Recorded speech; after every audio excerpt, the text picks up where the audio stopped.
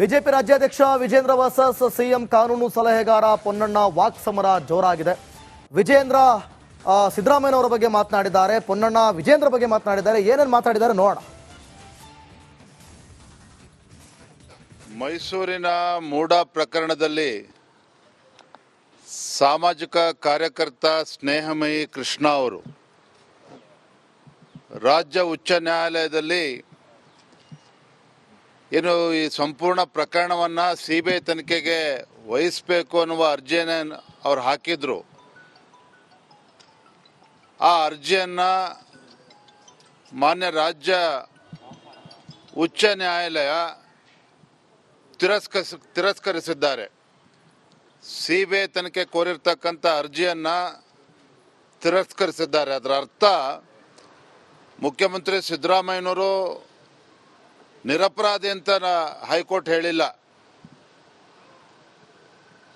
ಸಿದ್ದರಾಮಯ್ಯನವರು ಮೂಡ ಪ್ರಕರಣದಲ್ಲಿ ಅವ್ರ ಮೇಲೆ ಆರೋಪ ಏನು ಬಂದಿದೆ, ಆರೋಪ ಮುಕ್ತರನ್ನಾಗೇನು ಹೈಕೋರ್ಟ್ ಮಾಡಿಲ್ಲ. ಸಿಬಿಐ ತನಿಖೆ ಕೊಡೋದಿಲ್ಲ ಅನ್ನುವ ತೀರ್ಪನ್ನು ರಾಜ್ಯ ಉಚ್ಚ ನ್ಯಾಯಾಲಯ ಹೇಳಿರ್ತಕ್ಕಂಥದ್ದು. ಸಿಬಿಐಗೆ ಹಸ್ತಾಂತರ ಮಾಡುವಂಥದ್ದು ಈ ಪ್ರಕರಣದಲ್ಲಿ ಇವಾಗಕ್ಕೆ ಏನು ಕಂಡುಬರೋದಿಲ್ಲ ಅಂತ ಹೇಳುವಂಥ ತೀರ್ಮಾನವನ್ನು ಕೂಡ ಕೊಟ್ಟಿದೆ. ಮೊನ್ನೆದಾಗಿ ನಮ್ಮ ಲೋಕಾಯುಕ್ತ ಇವಾಗವರೆಗೂ ಮಾಡಿರುವಂಥ ತನಿಖೆಯಲ್ಲೂ ಕೂಡ ಯಾವುದೇ ಲೋಪಗಳು ಕಾಣ್ತಾ ಇಲ್ಲ ಅಂತ ಹೇಳುವಂಥದ್ದನ್ನು ಪ್ರಕಟ ಮಾಡಿದ್ದಾರೆ. ಈ ಮೂರು ವಿಚಾರಗಳ ಆಧಾರದ ಮೇಲೆ ನ್ಯಾಯಾಲಯ ಸಿಬಿಐ ತನಿಖೆಯನ್ನು ಕೋರಿ ಸಲ್ಲಿಸಿದಂಥ ಅರ್ಜಿಯನ್ನು ವಜಾಗೊಳಿಸಿ ಆದೇಶವನ್ನು ಮಾಡಿದೆ.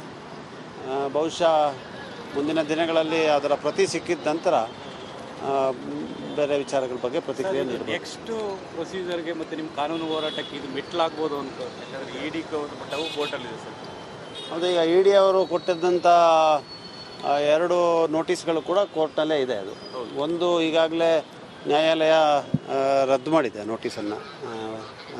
ಹಿಂದಿನ ಮೂಡ ಕಮಿಷನರ್ಗೆ ನೀಡಿದಂಥ ನೋಟಿಸನ್ನು ಕೂಡ ರದ್ದು ಮಾಡಿದೆ. ಅದರಿಂದ ನ್ಯಾಯಾಲಯದ ಆದೇಶಗಳು ನಾವು ಮೊದಲಿಂದ ಹೇಳ್ತಾ ಇದ್ದಂಥ ಒಂದು ಮಾತೇನಂತ ಹೇಳಿದ್ರೆ, ನ್ಯಾಯಾಲಯದ ಆದೇಶ ಮತ್ತು ಈ ವಿಚಾರದಲ್ಲಿ ಯಾವುದೇ ರೀತಿಯಾದಂಥ ತನಿಖೆಗೆ ನಾವು ಖಂಡಿತವಾಗಿ ಮುಖ್ಯಮಂತ್ರಿಗಳಿರ್ಬೋದು, ಮುಖ್ಯಮಂತ್ರಿಗಳ ಕುಟುಂಬಸ್ಥರಿರ್ಬೋದು ಇದನ್ನು ಸ್ವಾಗತ ಮಾಡ್ತೀವಿ. ಯಾವುದೇ ಕಾರಣಕ್ಕೂ ತನಿಖೆಯಿಂದ ಓಡೋಗುವಂಥ ಪ್ರಶ್ನೆ ಇಲ್ಲ. ಅದು ಎಲ್ಲವೂ ಕೂಡ ಕಾನೂನಾತ್ಮಕವಾಗಿ ನಡೀಬೇಕು. ಕಾನೂನಿನ ಚೌಕಟ್ಟಿಂದ ಹೊರಗೆ ಆದಂಥ ಆದೇಶಗಳನ್ನು, ಪ್ರಕ್ರಿಯೆಗಳನ್ನು ನಾವು ನ್ಯಾಯಾಲಯದಲ್ಲಿ ಪ್ರಶ್ನೆಯನ್ನು ಮಾಡ್ತೀವಿ ಅಂತ ಹೇಳುವಂಥದ್ದು. ಇದು ನ್ಯಾಯಾಲಯಕ್ಕೆ ಇವತ್ತು ಸಿಬಿಐಗೆ ಹಸ್ತಾಂತರ ಮಾಡಬೇಕು ಅಂತ ಹೋದಂಥವರು ಯಾರು ಲೋಕಾಯುಕ್ತ ತನಿಖೆ ಕೇಳಿದ್ರು ಅವರೇ ಹೋಗಿದ್ದಾರೆ. ಸಿಬಿಐಗೆ ಹಸ್ತಾಂತರ ಮಾಡುವಂಥದ್ದು ಈ ಪ್ರಕರಣದಲ್ಲಿ ಇವಾಗಕ್ಕೆ ಏನು ಕಂಡುಬರೋದಿಲ್ಲ ಅಂತ ಹೇಳುವಂಥ ತೀರ್ಮಾನವನ್ನು ಕೂಡ ಕೊಟ್ಟಿದೆ.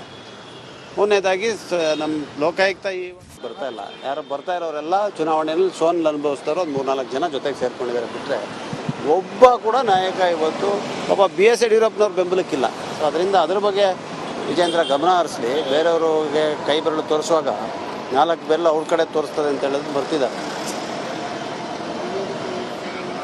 ಸರ್, ಈಗ ಸ್ನೇಹಮಯಿ ಕೃಷ್ಣ ಸುಪ್ರೀಂ ಕೋರ್ಟ್ಗೆ ಸ್ನೇಹಮಯಿ ಕೃಷ್ಣ ಹೋಗ್ತಾ ಇದ್ದಾರೋ, ಸ್ನೇಹಮಯಿ ಕೃಷ್ಣ ಹಿಂದೆ ಇರೋರು ಹೋಗ್ತಾ ಇದ್ದಾರೋ ನನಗೆ ಗೊತ್ತಿಲ್ಲ. ಆದರೆ ಸ್ನೇಹಮಯಿ ಕೃಷ್ಣ ಇಂಥ ದೊಡ್ಡ ವಕೀಲರನ್ನ ಇಟ್ಟು ವಾದವನ್ನು ಮಂಡಿಸುವಂಥ ಶಕ್ತಿ ಇದೆ, ಆರ್ಥಿಕ ಶಕ್ತಿ ಇದೆ ಅಂಥೇಳಿ ನಾನಂತೂ ಒಪ್ಪಕ್ಕಾಗಲ್ಲ, ತಾವು ಯಾರೂ ಒಪ್ಪಲ್ಲ ಅಂತ ಭಾವಿಸ್ತೇನೆ.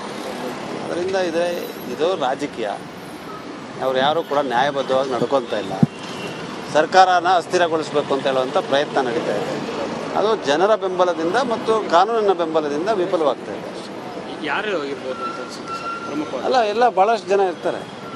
ಎಲ್ಲದರಲ್ಲೂ ಒಬ್ಬರು ಇಬ್ಬರು ಇರೋದಿಲ್ಲ, ಎಲ್ಲ ತುಂಬ ಜನ ಸೇರ್ಕೊಂಡಿರ್ತಾರೆ.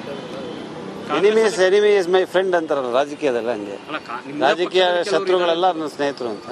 ನಿಮ್ಮದೇ ಪಕ್ಷದವರು ಕೆಲವರು ಕೈ ಜೋಡಿಸ್ತಾರೆ, ಆ ಥರ ಇರಲಿಲ್ಲ. ನಮ್ಮ ಪಕ್ಷದವರಲ್ಲಿ ನೋಡಿ, ನಮ್ಮ ಪಕ್ಷದಲ್ಲಿ ಆಂತರಿಕವಾದಂಥ ಪ್ರಜಾಪ್ರಭುತ್ವ ಇರೋಂಥ ಪಕ್ಷ, ಸಾಮೂಹಿಕ ನಾಯಕತ್ವದಲ್ಲಿ ನಾವು ನಡ್ಕೊಂಡು ಹೋಗ್ತಾ ಇದ್ದೀವಿ. ಅಲ್ಲಿ ಕೆಲವು ಚರ್ಚೆಗಳಾಗ್ತದೆ. ಬಿಟ್ಟರೆ ಆ ರೀತಿಯಾಗಿ ಹಿಂದೆಯಿಂದ ಬೆನ್ನಿಗೆ ಚೂರಿ ಹಾಕುವಂಥ ಕೆಲಸ ಮಾಡುವಂಥವ್ರು ಯಾರು ಕೂಡ ಇಲ್ಲ. ನಾವೆಲ್ಲ ಜೊತೆಗಿದ್ದೀವಿ, ಜೊತೆಗೆ ಸರ್ಕಾರವನ್ನು ತಂದಿದ್ದೇವೆ, ಜೊತೆಗೆ ಸರ್ಕಾರ ನಡೆಸ್ತೀವಿ. ಪ್ರತಿಪಕ್ಷ ಕುಮಾರಸ್ವಾಮಿ ಅವರಲ್ಲಿ ವಿಜೇಂದ್ರ ಅವರು ಅದನ್ನು ಆರೋಪ ಮಾಡಿದ್ರು, ಕುರ್ಚಿ ಟವರ್ ಮಾಡ್ತಾರೆ. ಅವರು ಗೊತ್ತಿರ್ಬೋದು ಅಂತ. Thank you sir. Deepu English ತಗೋಬೈಲಿ. ಗಮನಿಸ್ತಾ ಇದ್ದೀರಿ, ಸಿದ್ದರಾಮಯ್ಯಗೆ ಬಿಗ್ ರಿಲೀಫ್ ಸಿಕ್ಕಿದೆ. ಕಾನೂನು ಸಲಹೆಗಾರ ಪೊನ್ನಣ್ಣ ಹೇಳೋದನ್ನು ಗಮನಿಸಿದ್ರಿ, ವಿಜೇಂದ್ರ ಹೇಳೋದನ್ನು ಕೂಡ ಗಮನಿಸಿದ್ರಿ. ಅವರಿಗೆ ಬಿಗ್ ರಿಲೀಫ್ ಅಂತೂ ಸಿಕ್ಕಿದೆ. ಆದರೆ ಇದು ಮುಂದುವರಿಯುತ್ತೆ ಅನ್ನೋ ಲೆಕ್ಕಾಚಾರದಲ್ಲಿ ವಿಜೇಂದ್ರ ಅವರು ಮಾತನಾಡಿದ್ದಾರೆ. ಇನ್ನು ಮತ್ತೊಂದು ಕಡೆ ಯಡಿಯೂರಪ್ಪನವ್ರಿಗೂ ಕೂಡ FIR ರದ್ದು ಮಾಡಿಲ್ಲ. ಸದ್ಯಕ್ಕೆ ಬಿಗ್ ರಿಲೀಫ್ ಅಂತೂ ಸಿಕ್ಕಿದೆ. FIR ರದ್ದು ಮಾಡದ ಕಾರಣ 1 ವರ್ಷದಲ್ಲಿ ಈ ಒಂದು ಪ್ರಕರಣ ಮುಗಿಯಬೇಕು ಅನ್ನುವಂಥ ಆದೇಶವೂ ಕೂಡ ಹೊರಬಿದ್ದಿರೋದು. ಸೊ ಹಾಗಾಗಿ ಪೋಕ್ಸೋ ಕೇಸ್ನಲ್ಲಿ BSYಗೆ ಹೈ ರಿಲೀಫ್ ಸಿಕ್ಕಿದೆ. ತಂದೆ ಯಡಿಯೂರಪ್ಪನವ್ರನ್ನೂ ಕೂಡ ವಿಜೇಂದ್ರ ಭೇಟಿ ಮಾಡಿದ್ದಾರೆ. ಇನ್ನು ಮತ್ತೊಂದು ಕಡೆ CM ಸ್ಥಾನವನ್ನು ಗಟ್ಟಿಯಾಗಿ ಉಳಿಸಿಕೊಳ್ಳುವಲ್ಲಿ ಸಿದ್ದರಾಮಯ್ಯ ಯಶಸ್ವಿಯಾಗಿದ್ದಾರೆ. ಮೂಡಾ ಹಗರಣದ ವಿಚಾರವಾಗಿ ವಿಪಕ್ಷಗಳು ದೊಡ್ಡ ಮಟ್ಟದಲ್ಲಿ ಕಿಡಿಕಾರಿದ್ವು, ದೊಡ್ಡ ಮಟ್ಟದಲ್ಲಿ ಮಾತನಾಡಿದ್ರು. ಈಗ ಎಲ್ಲೋ ಒಂದು ಕಡೆ ವಿಪಕ್ಷಗಳು ಕೂಡ ಸೈಲೆಂಟ್ ಆಗಿ ಕೂರುವಂಥ ಪರಿಸ್ಥಿತಿ ನಿರ್ಮಾಣ ಆಗಿದೆಯಾ ಅನ್ನುವಂಥ ಪ್ರಶ್ನೆ. ಜೊತೆಗೆ ಈಗಾಗಲೇ ಬಣ ಬಡಿದಾಟ ಕಾಂಗ್ರೆಸ್ ಪಕ್ಷದಲ್ಲಿ ಆಗ್ತಾ ಇತ್ತು. ಅದೆಲ್ಲದಕ್ಕೂ ಕೂಡ ಒಂದು ರೀತಿಯಲ್ಲಿ ಬ್ರೇಕ್ ಬೀಳಬಹುದಾ ಅನ್ನುವಂಥದ್ದನ್ನು ಕೂಡ ಕಾದು ನೋಡಬೇಕು. ಪೋಕ್ಸೋ ಕೇಸಲ್ಲಿ BSYಗೆ ಹೈ ರಿಲೀಫ್ ಸಿಕ್ಕಿದೆ. ತಂದೆ ಯಡಿಯೂರಪ್ಪ ಭೇಟಿಯಾಗಿದ್ದಾರೆ ವಿಜೇಂದ್ರ. ಡಾಲರ್ಸ್ ಕಾಲೋನಿಯ ನಿವಾಸಕ್ಕೆ ವಿಜೇಂದ್ರ ಆಗಮಿಸಿ ತಂದೆಯನ್ನ ಭೇಟಿಯಾಗಿದ್ದಾರೆ. ಯಡಿಯೂರಪ್ಪ ನಿವಾಸಕ್ಕೆ ಪುತ್ರ ವಿಜೇಂದ್ರ ಆಗಮಿಸಿದ್ದಾರೆ. ಡಾಲರ್ಸ್ ಕಾಲೋನಿಯಲ್ಲಿರುವಂತಹ ಮನೆಗೆ ಪುತ್ರ ಬಿಜೆಪಿ ರಾಜ್ಯಾಧ್ಯಕ್ಷ ವಿಜೇಂದ್ರ ಆಗಮಿಸಿ ತಂದೆಯೊಂದಿಗೆ ಮಾತುಕತೆ ನಡೆಸಿದ್ದಾರೆ. ಪೋಕ್ಸೋ ಪ್ರಕರಣದಲ್ಲಿ ಬಿಗ್ ರಿಲೀಫ್ ಸಿಕ್ಕಿರೋದು ಯಡಿಯೂರಪ್ಪನವರಿಗೆ. ಒಂದು ರೀತಿಯಲ್ಲಿ ದೊಡ್ಡ ಮಟ್ಟದಲ್ಲಿ ಸೇಫ್ ಆಗಿದ್ದಾರೆ ಅಂತಾನೆ ಹೇಳ್ಬೋದು. ಹೈಕೋರ್ಟ್ ಆದೇಶವನ್ನ ಪ್ರಶ್ನಿಸಿ ಇವರು ಮುಂದೆ ಹೋಗಬಹುದು. ಆದರೆ ಈಗ ಮುಂದೇನು ಅನ್ನುವಂಥ ಲೆಕ್ಕಾಚಾರಕ್ಕೆ ಮಾಜಿ CM BSYಗೆ ಬಂಧನ ಇಲ್ಲವಷ್ಟೇ. ಆದರೆ FIR ಅನ್ನ ಹೈಕೋರ್ಟ್ ರದ್ದು ಮಾಡಿಲ್ಲ. ಪೋಕ್ಸೋ ಕೇಸ್ ವಿಚಾರಣೆ 1 ವರ್ಷದಲ್ಲಿ ಮುಗಿಯಬೇಕು. ಹೀಗಾಗಿ BS ಯಡಿಯೂರಪ್ಪಗೆ ಸಂಕಷ್ಟ ಏನು ತಪ್ಪಿಲ್ಲ ಅನ್ನುವಂತೆ ಕಾಣ್ತಾ ಇದೆ.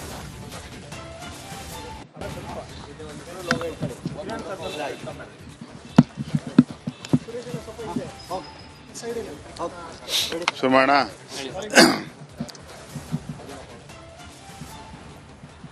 ಮೈಸೂರಿನ ಮೂಡಾ ಪ್ರಕರಣದಲ್ಲಿ ಸಾಮಾಜಿಕ ಕಾರ್ಯಕರ್ತ ಸ್ನೇಹಮಯಿ ಕೃಷ್ಣ ಅವರು ರಾಜ್ಯ ಉಚ್ಚ ನ್ಯಾಯಾಲಯದಲ್ಲಿ ಏನು ಈ ಸಂಪೂರ್ಣ ಪ್ರಕರಣವನ್ನ CBI ತನಿಖೆಗೆ ವಹಿಸಬೇಕು ಅನ್ನುವ ಅರ್ಜಿಯನ್ನು ಅವ್ರು ಹಾಕಿದ್ರು. ಆ ಅರ್ಜಿಯನ್ನ ಮಾನ್ಯ ರಾಜ್ಯ ಉಚ್ಚ ನ್ಯಾಯಾಲಯ ತಿರಸ್ಕರಿಸಿದ್ದಾರೆ. CBI ತನಿಖೆ ಕೋರಿರ್ತಕ್ಕಂಥ ಅರ್ಜಿಯನ್ನ ತಿರಸ್ಕರಿಸಿದ್ದಾರೆ. ಅದರ ಅರ್ಥ ಮುಖ್ಯಮಂತ್ರಿ ಸಿದ್ದರಾಮಯ್ಯನವರು ನಿರಪರಾಧಿ ಅಂತ ಹೈಕೋರ್ಟ್ ಹೇಳಿಲ್ಲ. ಸಿದ್ದರಾಮಯ್ಯನವರು ಮೂಡಾ ಪ್ರಕರಣದಲ್ಲಿ ಅವ್ರ ಮೇಲೆ ಆರೋಪ ಏನು ಬಂದಿದೆ, ಆರೋಪ ಮುಕ್ತರನ್ನಾಗೇನು ಹೈಕೋರ್ಟ್ ಮಾಡಿಲ್ಲ. CBI ತನಿಖೆ ಕೊಡೋದಿಲ್ಲ ಅನ್ನೋ ಮಾತನ್ನ ಅನ್ನುವ ತೀರ್ಪನ್ನ ರಾಜ್ಯ ಉಚ್ಚ ನ್ಯಾಯಾಲಯ ಹೇಳಿರ್ತಕ್ಕಂಥದ್ದು. ಭಾರತೀಯ ಜನತಾ ಪಾರ್ಟಿ ನಾವೇನು ಹೋರಾಟವನ್ನ ಕೈಗೊಂಡಿದ್ವಿ, ಬೆಂಗಳೂರಿನಿಂದ ಮೈಸೂರಿಗೆ ಪಾದಯಾತ್ರೆ ಮಾಡಿ ಮುಖ್ಯಮಂತ್ರಿಗಳ ಕುಟುಂಬ ಏನು ಸಿಲುಕಾಕೊಂಡಿತ್ತು ಮೈಸೂರಿನ ಮೂಡಾ ಹಗರಣದಲ್ಲಿ, ಆ ಹೋರಾಟಕ್ಕೂ ಕೂಡ ನಮಗೆ ಹಿನ್ನಡೆ ಆಗಿಲ್ಲ. ಲೋಕಾಯುಕ್ತದಲ್ಲಿ ತನಿಖೆ ನಡೀತಾ ಇದೆ, ಇಡಿನೂ ಕೂಡ ತನಿಖೆ ನಡೆಸ್ತಾ ಇದ್ದಾರೆ. ಮುಂದೆ ಏನಾಗ್ತದೆ ಕಾದ್ ನೋಡೋಣ. ಈಗ ಮತ್ತೆ ಹಿನ್ನಡೆ ಆಗಿದೆ ಅನ್ನೋಂಥದ್ದು ಚರ್ಚೆ. CBI ಕೊಡದೇ ಇರೋಂಥದ್ದು ಹಿನ್ನಡೆ ಅನ್ನೋದು. ನನ್ನ ಪ್ರಶ್ನೆ ನೀವು ಉತ್ತರ ಕೊಡಿ. ರಾಜ್ಯ ಉಚ್ಚ ನ್ಯಾಯಾಲಯ ಮುಖ್ಯಮಂತ್ರಿಗಳು ಅಥವಾ ಮುಖ್ಯಮಂತ್ರಿಗಳ ಕುಟುಂಬ ನಿರಪರಾಧಿ ಅಂತ ಹೇಳಿದ್ಯಾ ತೀರ್ಪಿನಲ್ಲಿ? So then there ends the matter. When High Court has clearly said, when High Court has clearly indicated that they are not going to entertain the petition that was filed by Snehamayi Krishna seeking the entire investigation for CBI, at the same time High Court has not given clean chit for Chief Minister family. ಇದನ್ನು ಕೂಡ ನಾವು ಅರ್ಥ ಮಾಡ್ಕೋಬೇಕು. ಈಗ ಲೋಕಾಯುಕ್ತವೇ ತನಿಖೆ ಮುಂದುವರಿಸೋದ್ರಿಂದ ಈಗ ನಿಮ್ಮ demand ಇದ್ದಂತ ಲೋಕಾಯುಕ್ತವೇ ತನಿಖೆ ಬೇಡ, ನಮಗೆ ಅದ್ರಲ್ಲಿ ವಿಶ್ವಾಸ ಇಲ್ಲ ಅನ್ನೋದ್ರಿಂದ ನೀವು ಹೋರಾಟ ಮಾಡಿದಂತ ಇಷ್ಟು ದಿನ. ನಾವು ಹೋರಾಟ ಮಾಡಿರ್ತಕ್ಕಂಥದ್ದು ಮೈಸೂರಿನ ಮೂಡಾ ಹಗರಣದಲ್ಲಿ